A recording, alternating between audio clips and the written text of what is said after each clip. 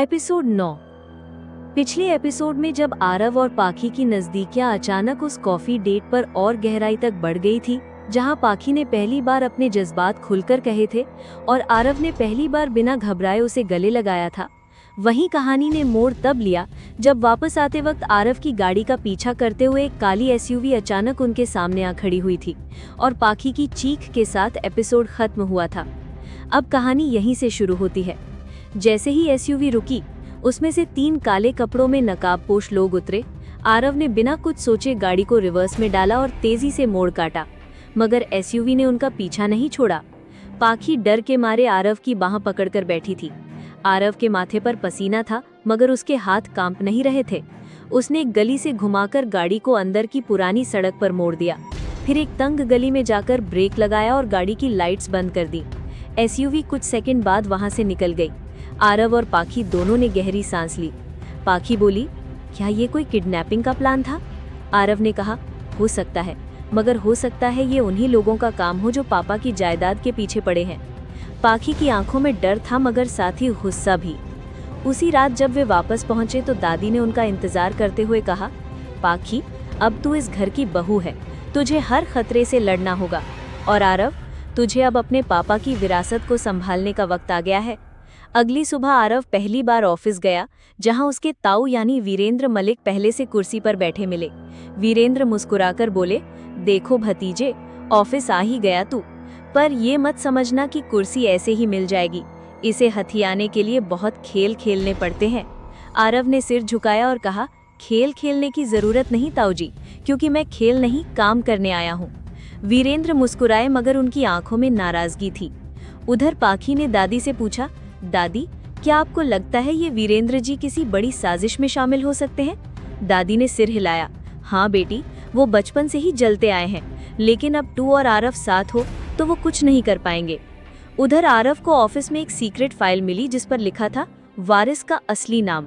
वो फाइल आरव को अजीब सी जगह ले गई, कंपनी के पुराने रिकॉर्ड रूम में, जहां धूल जमी हुई फाइलों में एक फाइल थी जिसमें पापा के हस्ताक्षर थे, लेकिन उसमें किसी और का नाम लिखा था, विराज मेहता।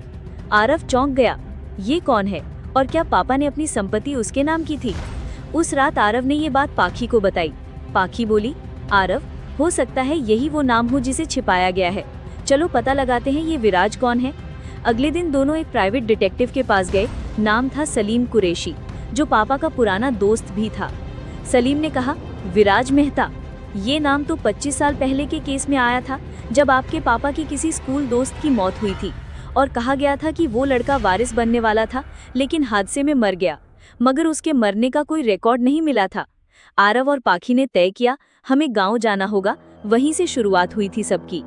उस शाम जब वो गांव पहुंचे तो वहां का बुजुर्ग चौकीदार बोला, साहब, विराज तो आज भी जिंदा है, पर पागल खाने में है। आरव और पाखी जैसे बिजली के झटके से चौंक गए। उधर शहर में ताऊ वीरेंद्र ने एक नए षड्यंत्र की शुरुआत की। उन्होंने मीडिया में आरव के खिलाफ एक फर्जी वीडियो रिलीज करवाया, जिसमें दिखाया गया कि आरव ने कंपनी के पैसों का गबन किया है। वीडियो वायरल हुआ। आरव को पुलिस ने पूछताछ के लिए बुला लिया। आरव बोला, ये वीडियो फर्जी है, मगर जब इंस्पेक्टर बोला सबूत आपके खिलाफ है, तब आरव को चुप रहना पड़ा। पाखी अब आरव के लिए खड़ी हो गई। उसने मीडिया के सामने बयान दिया, मेरे पति निर्दोष हैं और मैं उनके साथ हूँ।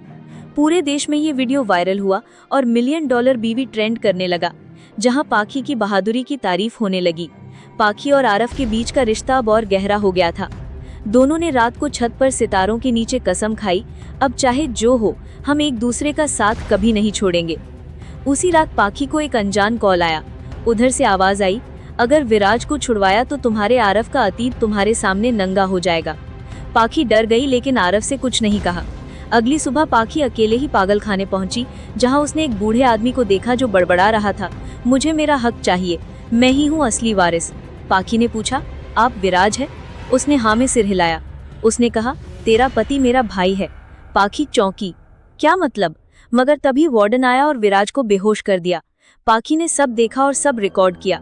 जब वो बाहर निकली, किसी ने उसका पीछा किया और अचानक एक गाड़ी ने उसे टक्कर मार दी। खून में लथपथ पाखी सड़क पर गिरी थी। अगले ही सीन में आरव अस्पताल में भागते हुए आता है। डॉक्टर कहता है, बहुत खून बह गया है, लेकिन हम कोशिश कर रहे हैं। आरव की आंखों में आंसू हैं। पाखी, अब मैं तुझे कुछ नहीं होने दूंगा। इसी हालत में एपिसोड 9 खत्म होता है। एपिसोड 10 में क्या पाखी होश में आएगी, क्या विराज की सच्चाई सामने आएगी और क्या आरव ताऊ वीरेंद्र की साजिश को सबके सामने लाएगा? जानिए अगले धमाकेदार एपिसोड में। एपिसोड 10। पिछले एपिसोड में आपने देखा अर्जुन और जाह्नवी की नजदीकियां बढ़ रही थीं, पर महल में गायत्री देवी और उनके वकील द्वारा रची गई एक गहरी साजिश जाह्नवी के भविष्य पर खतरा मंडरा रही थी।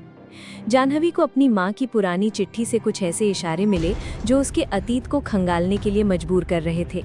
अब कहानी यहीं से शुरू होती है। सुबह का उजाला महल के सफेद पर्दों पर धीरे धीरे फैल रहा था, लेकिन जाह्नवी की नींद आज कुछ उलझी सी थी। उसकी मां की चिट्ठी बार बार उसके मन में घूम रही थी। जाह्नवी, अगर तू ये पढ़ रही है तो समझ ले कि जो सच मैं तुझे अपने जिंदा रहते नहीं बता पाई, वो अब तुझ पर खुद सामने आने वाला है। भरोसा किसी पर मत करना, और खासकर। लेकिन उस चिट्ठी का आखिरी हिस्सा जला हुआ था, वो नाम अधूरा रह गया था। जाह्नवी रात भर सोचती रही। अर्जुन उसके पास ही सो रहा था, लेकिन जाह्नवी की बेचैनी उसके चेहरे से झलक रही थी। तभी अर्जुन ने करवट ली और नींद में ही उसका हाथ थाम लिया। एक पल को जाह्नवी के चेहरे पर हल्की सी मुस्कान आई, लेकिन तुरंत ही वो वापस गंभीर हो गई। अगर माँ किसी खास इंसान से बचने को कह रही थी, तो क्या वो इसी घर का कोई है? ये सवाल उसका पीछा छोड़ ही नहीं रहा था। नाश्ते की मेज पर गायत्री देवी अपने उसी शाही अंदाज में बैठी थी। लाल चाय की प्याली उनके हाथ में थी और उनकी नजरें सीधी जाह्नवी पर। आज थोड़ी देर हो गई नाश्ते में बहू। रानी बनने के बाद वक्त की कीमत समझ में नहीं आई क्या? उनका ताना सीधा दिल में चुभ गया, लेकिन जाह्नवी ने मुस्कुराकर जवाब दिया, रानी बनने के बाद सबसे पहले सलीका सीखना चाहिए, और वो सलीका ये सिखाता है कि बड़ों से बहस नहीं करते। अर्जुन ने जाह्नवी की ओर देखा। उसे जाह्नवी का ये जवाब बड़ा संतुलित लगा, लेकिन गायत्री देवी की आंखों में आग जल उठी। बोलती तो ज्यादा ही है, अब देखना कब तक ये रंग टिका रहता है, उन्होंने मन ही मन सोचा। अर्जुन ऑफिस चला गया था और जाह्नवी अपने कमरे में बैठी थी। उसने वो चिट्ठी फिर निकाली और उस अधूरे नाम को ध्यान से देखने लगी। उसे उस जले हुए जगह पर एक हल्का सा अक्षर ग जैसा दिखा। ग से कौन हो सकता है? क्या गायत्री देवी? उसका दिल धक से रह गया। तभी कमरे में स्नेहा आई। भाभी, आपको बाहर कोई मिलने आया है। जाह्नवी नीचे आई तो एक बूढ़ा आदमी खड़ा था, हाथ में एक पुराना थैला, आंखों में आंसू। उसने जाह्नवी को देखते ही हाथ जोड़ दिए। माफ कीजिए बहू जी, मैं आपकी माँ का बहुत पुराना नौकर था, उनका वफादार। मेरे पास कुछ ऐसा है जो आपको जानना चाहिए। उसने थैले में से एक और चिट्ठी निकाली। ये उन्होंने मुझे दे रखी थी और कहा था कि अगर जाह्नवी कभी इस घर की बहू बने तो उसे दे देना। जाह्नवी ने कांपते हाथों से चिट्ठी खोली। उसमें लिखा था, जाह्नवी, अगर तू ये पत्र पढ़ रही है तो तू अब उस घर में पहुंच चुकी है जहां तेरा अतीत भी मौजूद है। हाँ, मैं तुझे बताना चाहती थी कि तू जिससे शादी कर रही है वो तेरा दुश्मन नहीं है, लेकिन उसके घर वाले, खासकर गायत्री देवी। इतना पढ़ते ही जाह्नवी की सांसें तेज हो गईं। उसके अंदर एक तूफान उठने लगा। वो अपनी माँ की कही हर बात को जोड़ने लगी। तभी पीछे से गायत्री देवी की आवाज आई, बहू, कोई तुम्हें झूठी चिट्ठियां देकर भरमा रहा है तो उसे बाहर का रास्ता दिखाओ। जाह्नवी ने उस बूढ़े आदमी को जाने दिया, लेकिन उसकी आंखें अब किसी सच्चाई को तलाशने लगी थी। उधर अर्जुन अपने ऑफिस में था और अचानक एक अनजान नंबर से कॉल आया। अर्जुन सिंह, तुम्हारी बीवी कोई सीधी लड़की नहीं है, उसका अतीत भी उतना ही रहस्यमय है जितना ये महल। अर्जुन ने झुंझलाकर फोन काट दिया, लेकिन उसके मन में शक का बीज बो दिया गया। उसी रात जाह्नवी ने अर्जुन को वो चिट्ठी दिखाने का सोचा, लेकिन अर्जुन पहले ही गुस्से में था। कहाँ से मिलती रहती हो ये चिट्ठियाँ? कौन भेजता है ये सब? जाह्नवी ने कहा, अर्जुन, मैं तुम्हें सब सच बताना चाहती हूँ। लेकिन अर्जुन ने पलटकर कहा, सच या फिर कोई नया नाटक? जाह्नवी चुप हो गई। वो समझ चुकी थी कि अब उसे बिना सबूत अर्जुन को कुछ भी नहीं समझाना चाहिए। अगली सुबह जाह्नवी ने पुराने रजिस्ट्रार ऑफिस जाकर अपनी माँ का नाम खंगालना शुरू किया। वहाँ एक पुरानी फाइल में उसे पता चला कि उसकी माँ का नाम पहले गायत्री देवी के नाम से जुड़ा हुआ था।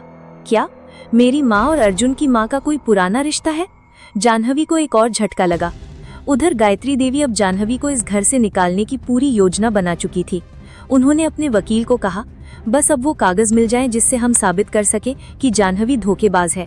लेकिन गायत्री देवी नहीं जानती थी कि जाह्नवी अब पहले वाली सीधी लड़की नहीं रही। जाह्नवी ने अपने दोस्त विक्रम से संपर्क किया, जो एक जासूस था, और उसे कहा कि मुझे मेरी माँ और गायत्री देवी के अतीत की पूरी रिपोर्ट चाहिए।